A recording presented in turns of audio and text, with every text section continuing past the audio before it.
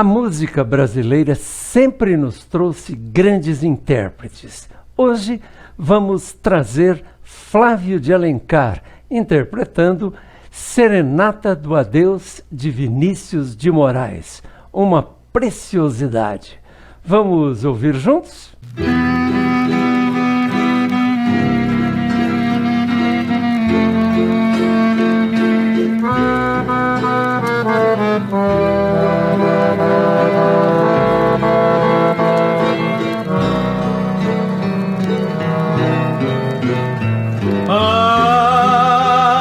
Ai, a lua que no céu surgiu não é a mesma que te vi nascer dos braços meus. Cai a noite sobre o nosso amor e agora só restou do amor uma palavra, adeus. Ai, vontade de ficar, mas tendo de ir embora.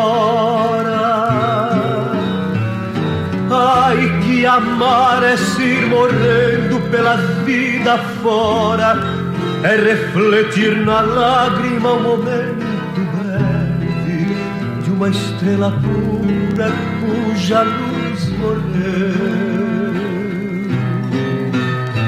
Oh, mulher estrela a refugir, parte, mas antes de partir rasga o meu coração.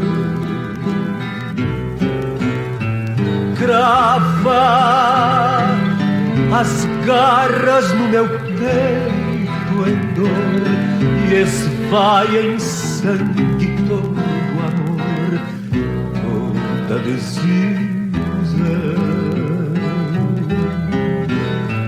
Ai, vontade de ficar, mas tendo de ir embora.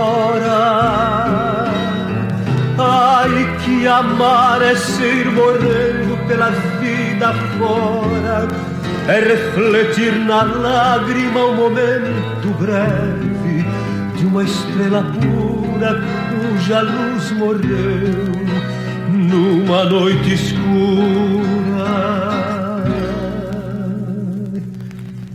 Triste como